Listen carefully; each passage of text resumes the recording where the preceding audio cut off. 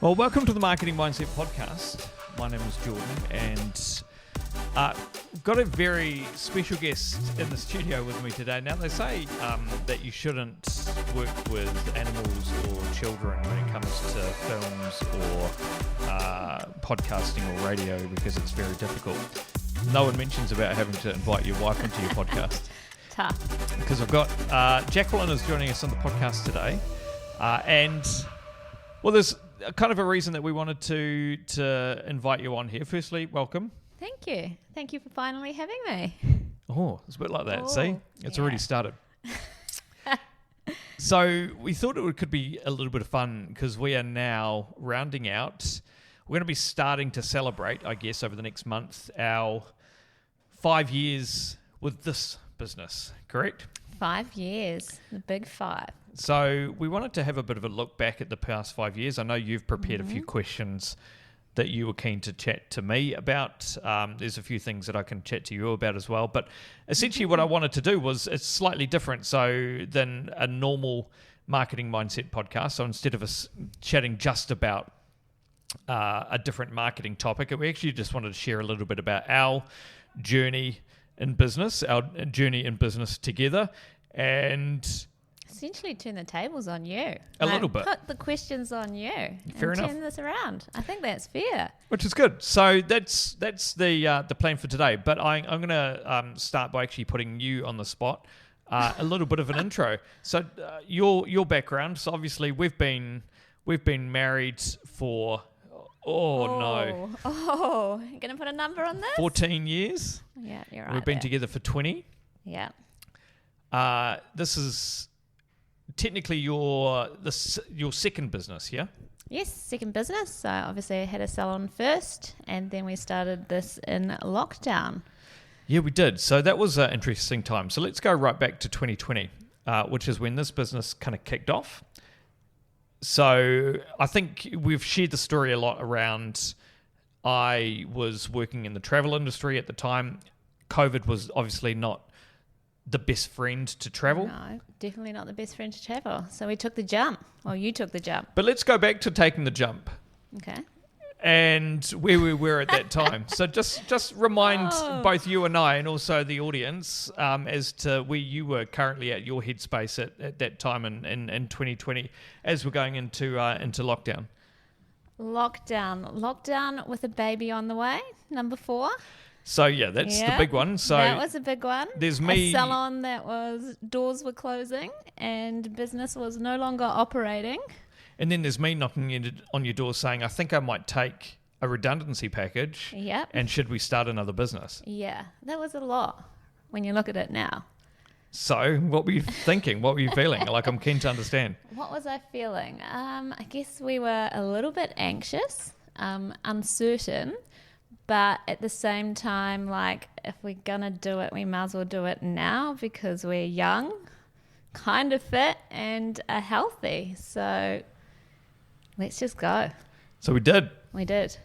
It's kind of like that first run, right? Like, you've actually got to put on your activewear, get your shoes on, and get out the door. So this and was just go. So essentially, me getting the redundancy package, us having our 4th child. That's kind of like the chucking on your running gear analogy. Essentially. So yeah, looking back over 5 years. So what was your original vision of, like, when you, like, at that point of time, leaving the travel industry to start this business?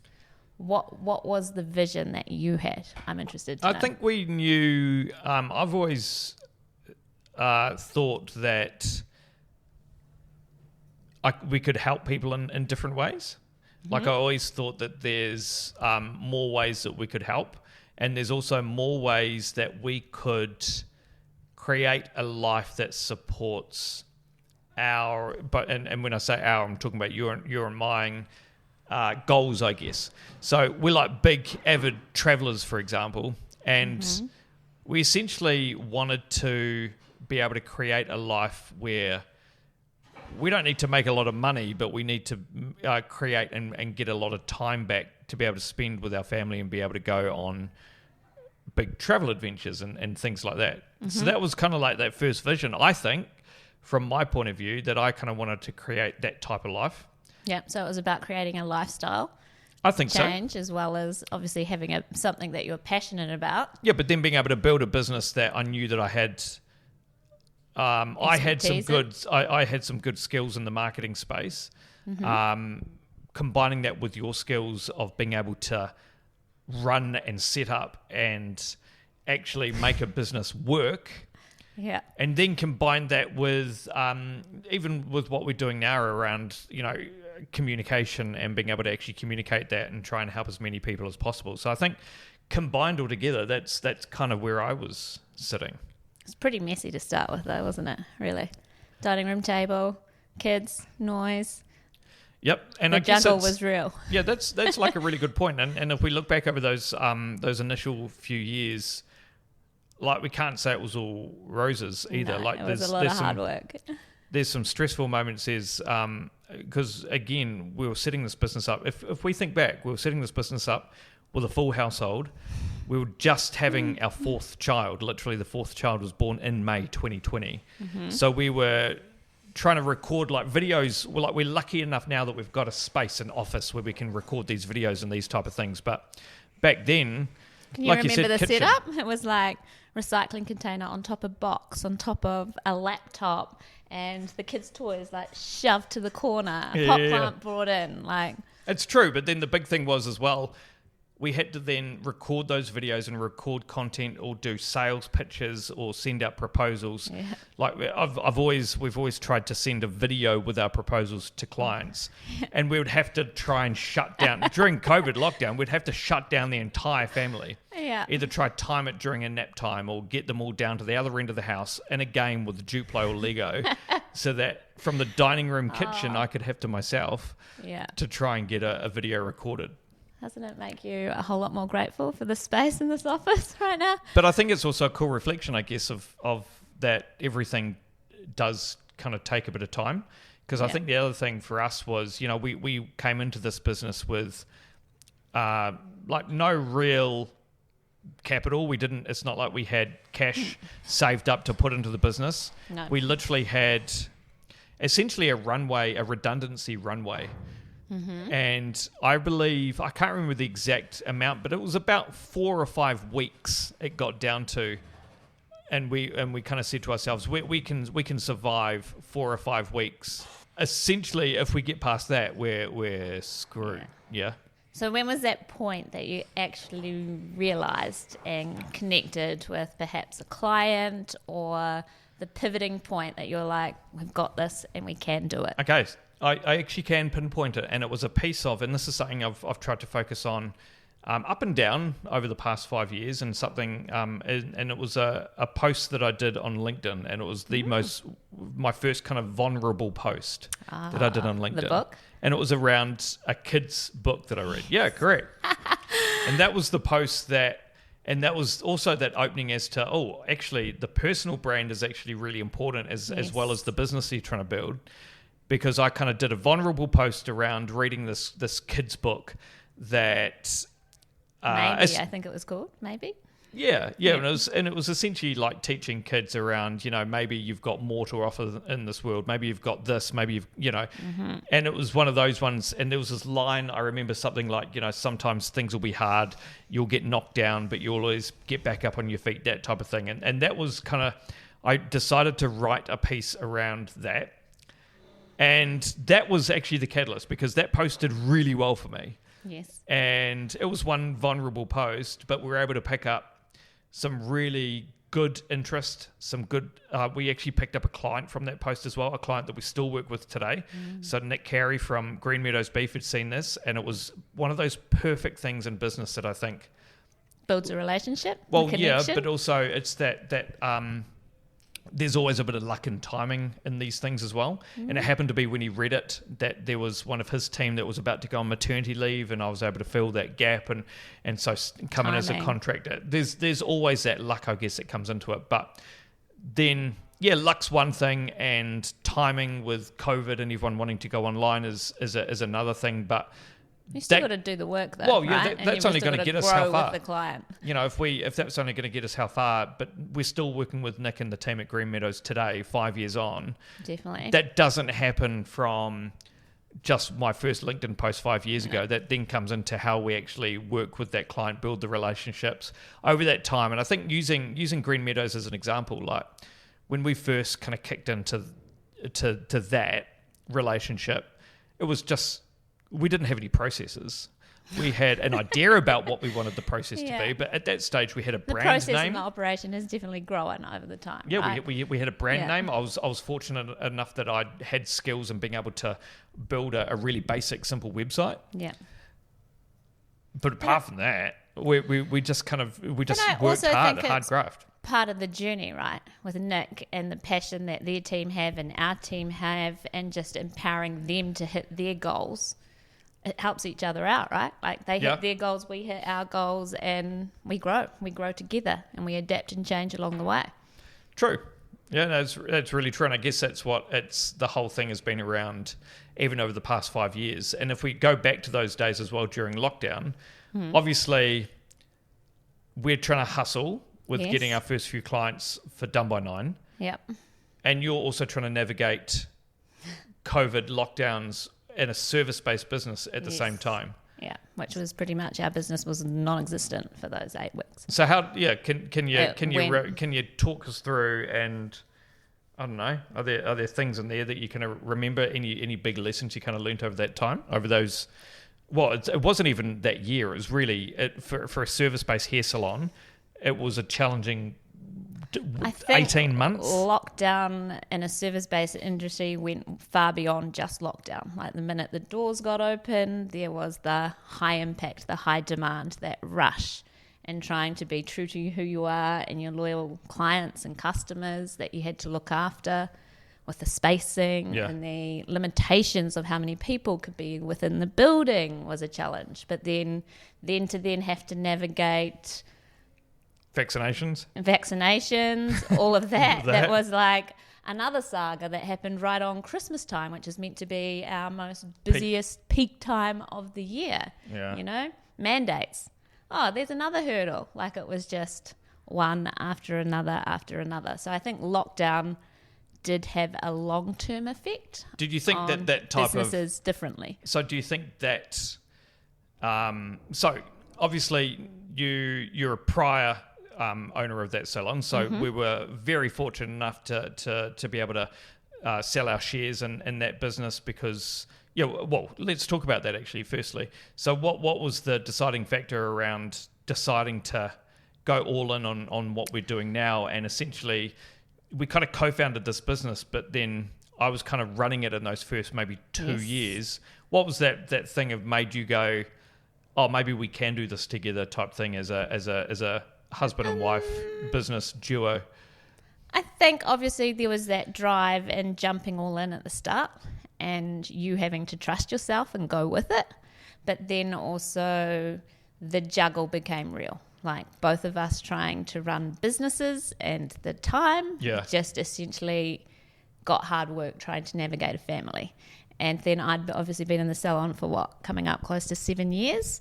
It was kind of feeling the itch, something more to sink your teeth into, something to change. And if we were going to change, it was a time to change and grow together. And when the opportunity comes to sell a business, you take it. And again, it goes back to that luck. It goes back to that timing, and it just kind of worked in that luck and timing. And I think the stars were aligning, and that passion for us to, go travel. In a service-based business, you have to be present. You have to be on the floor. And if we had goals and dreams of traveling, we needed to do that with a business that was more agile and that we could work remotely, which is essentially what we did when we went to Mexico, Yeah, we'll go back to that because I want to talk about that a little bit more too, because that was a cool thing to remember back to. Yeah. But I guess the other thing we've always said, and we try and have retreats. Not really a retreat. How do you want to say it? we try and get away for a weekend. And then we try and stop for a weekend. Yeah, but we try and go away for a weekend and just reset. We usually time it when we have to go I don't know, see our accountants in Auckland, or go meet with a business coach that we're working with at the time, and we'll always try and at least have 2 nights away where we can go to a fancy restaurant. Ooh, and good food. Probably drink too much and then kind of let it all out. Yeah. Yeah. And I think those type of things are really good, and that's kind of helped us kind of get aligned to be able to make those big decisions about, should we be selling this? Is our life too chaotic right now? Like, we've always embraced the chaos, but we can kind of also see when there's a bit too chaotic, do you think? Yep, there's definitely times where it has got quite hectic and a little bit too chaotic, where we've had to probably rein each other in at times. Rein each other in isn't how? Get each other back in a line. Yeah. Like, there's been a fair bit, obviously, with the Australian clients, there's been a fair bit of travel over there. Yeah. Yeah. And that comes with its pros and its cons as well. Yeah, true. The travel time can be taxing. It can be a good time to get stuff done. Yeah, but I think it's also been interesting that we've worked out, this is obvious too, but we've worked out just how much it does actually impact your health when when you are having to travel and when you are having to spend it sounds that time exciting, away. right? All the travel and the flight, but it's actually quite taxing on the body, Yeah. keeping up with it. And then there's that client relationship. Like, it's so crucial and so important, but half the time that is early morning breakfast, late night dinners, then you're into the meeting with them the next day doing the strategy. Travel on the road can definitely be go, go, go. I think so, and I think so. This is another thing that we discuss when we do have those nights out, when we're having our retreats as well, where we try and think about, obviously, back in those early days, it was that struggle of us literally having to do everything. So we were running the books, we were running. Obviously, we've always had really good people that have supported us. So we've had really good friends that have helped with managing the books in those early days. Yeah. We had some good connections that allowed us to speak in front of audiences in those early days. We just hustled really hard. Would you say looking back now in that first year or two that it was scrappy? Oh, it was definitely messy. It was definitely scrappy. There was definitely I wouldn't say all-nighters. There was definitely some late nights. And then I think there was definitely people that helped pull us through, and they probably don't even know it, Yeah. Just those friendly faces making you a nice fresh coffee in the morning. Yeah, true. And saying happy vibes, and you're like, yep, no, we've got this. Keep going. Keep going that extra 1%. Keep pushing and you'll get there. Is there ever a time where you think about giving up running a business? No, I don't think there's ever a time, I don't think, of giving up. I think it's getting the space, like going and getting that coffee to perhaps change the perspective. Yeah. Somebody says something to you and you're like, oh, okay, yep, you're right, And it's pretty grateful to be able to, yes, it can be messy, but control your own day, on a daily. Yeah. At the end of the day, And I guess that goes back to one of the big goals that we had in business as well, that we wanted to be able to build a business where time was one of those things that we could control. Mm-hmm. But then in saying that, it can be busy. There can be some big days. Well, yeah, it goes two ways. Both ways. Because obviously we still need to actually do the work with our clients and actually build those relationships, spend the time, but also trying to run our business in the background, yeah? Yeah. So there are some definite, you're on. I don't think the switch is ever off. I think the switch remains on, but it's like this, isn't it? Like it's up and down, up and down, up and down. And so when do you think, you asked me before about the pivotal moment where I saw that we had a business with Done by 9. Mm-hmm. When do you think you saw that we had a business?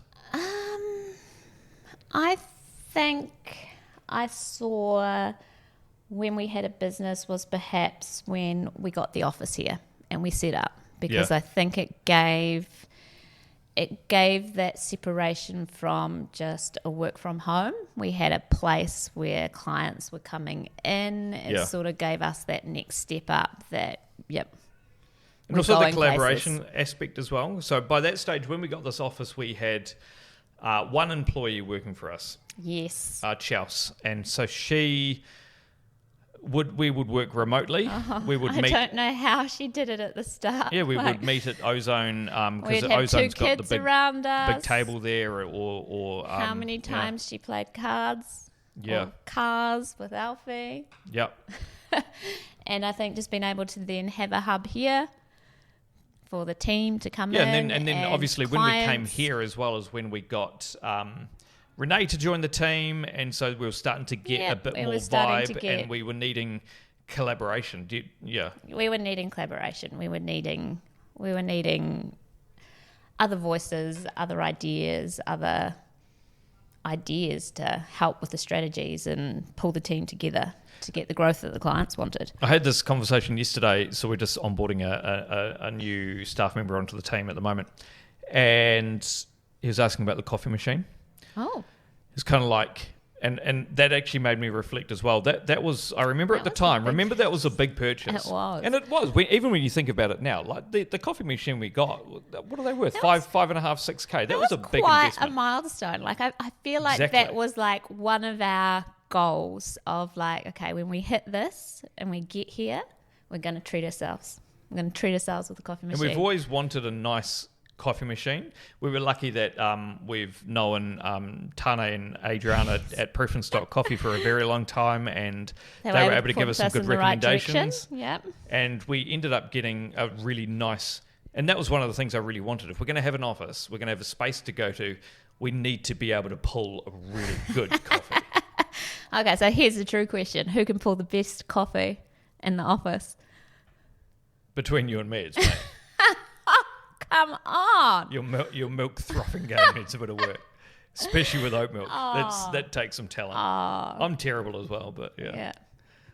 But I do think that the coffee machine, and it's funny that the small little purchase, the small little investment was actually a big part of it as well. It was a big part, but it's also quite a good conversational piece, like when new clients come into the office, isn't it? Yeah. Like it kind of calms people down. It starts the conversation flow. It just puts everyone in a good vibe because, clients are coming in and they're kind of like, you're having some big discussions about their business, right? Yeah. Like it's quite personal level. So it just, it just softens the mood and the vibe and relaxes the environment. Then the other big goal that we had, and we've talked about it a little bit so far, was time, travel were two big things that were really important to us. Mm-hmm. So you skip ahead a little bit. You just you managed to sell your shares in your salon, mm-hmm. which was great, and it allowed us to. We got a little bit of money, but it also, the big thing that it gave us, that was our goal, was it gave us time. Your time back into the family, because obviously you're essentially CEO of this business, but also CEO of a family at the same time. Yeah, it gave us the time to put a bit of time and energy back into the kids, but then I think start supporting you behind the scenes in areas that would then free you up to, focus on kicking off a podcast or driving the business forward and making sales. But it also allowed us to do that other big goal of, we decided to pack up, and a lot of people find this interesting, and I was on another podcast last week where the host got stuck on this trip to Mexico that we did, and that we were able to run a small young business remotely with remotely from Mexico, and we did it for 3 months. So we left in 2023. We left in October, and we got back in February. Start of February 24. Yeah. So tell us, from your perspective, why the trip? I think it's kind of like the coffee machine, eh? It's kind of a bit more of another milestone. Yeah. To be able to hit a business goal but a family goal and be able to go, okay, we've gone overseas this far, why not push it out a little bit further. It's the end of the year, school's kind of wrapping up. And so what are some of those things that you thought we need to have solid before we can even think about doing a trip like that? Like, what was were there some of those things that you're like, we've got to make sure that we've at least got this? Obviously, I mean, the budget and the accounts and all that stuff was fairly aligned, but we had a really great team around us. Yeah. You know, we had good support. Our teams had great communication. The operation systems were not all in place, but were building, and we were getting traction, and it was kind of a good time all round in terms of business and family age to kind of push ourselves on that next adventure. I mean, the adventure wasn't always easy. It wasn't always, sunset and beaches and cocktails. It was definitely... It was hard work as well. Hard work and a juggle, But we were working, to our own time in a location that we wanted to be in. Yeah, 100%. Yeah, it's interesting, when you look back at some of those crazy things we have kind of done over that time and what you have achieved. But I guess that one of the big things I'm just thinking about as we're talking as well is that it's easy to look back and think 5 years, how fast it's gone. But when you start in 2020, like when we actually go back and think about actually how many hours, actually how much stress, how many ups and downs you go over across that time. Yes, like I know we've spoken about the coffee machine. Challenging conversations that we've had to have, like between us or between other people. Oh, I'd say both. I think we definitely can push each other's buttons. In a good way and a bad way. Yeah. But different perspectives, different point of views, right? Like, don't you? Yeah, 100%. So what do you reckon? What do you reckon is that thing that makes it work between you and me, as in two co-founders who also happen to be husband and wife? What makes it work? I think it's the communication. And being able to be true to ourselves. Like, somebody can think they've got a great idea and you'd be like, no, that's rubbish. And be like, okay, well, let's break it down and talk it through. And I think it's also just about essentially, and I know we always, well, not always struggle, but we always have conversations about this, about just trying to let each other have that space. And I guess that's been one of my big learning curves as well, especially as you embed yourself more and more into building this business beast that we want to achieve together, and how we can really focus on each other's strengths and allow each other's strengths to kind of come through. Hold space for that, Yeah, I think it's holding space and allowing it a different perspective, because how you see things is sometimes not how I see things. But which is a healthy thing too, yeah? Oh, definitely a healthy thing, because we're playing to our strengths and our weaknesses, right? Yeah. So it's that seesaw, it's that balance. And do you... Like, I know we've been going on now for a half an hour, so we're gonna wrap this up. And I think we may have to come back for a part 2 to discuss kind of the second half to the business once we actually started building out the different processes. Like, I think this has been really good to kind of understand and even just chat through now with you around some of those early days and some of those early challenges we had, but we haven't really focused on even the past couple of years where we really started to build out our processes. Like we're onboarding a new staff member at the moment, and even he had mentioned, the processes and everything just seems so tidy and well organized and like a well-oiled machine. In our head, maybe not, but I think it would be cool to kind of share, how we've done that together. But I guess the other big thing I just wanted to kind of ask is just around where you see the business going. So we've it's coming into 5 years. Where do we see it kind of heading? Where do you see the business going? Like, I've got my views on where I see marketing going as a service that we provide, but how about our business? Like, what are some of the things that you see?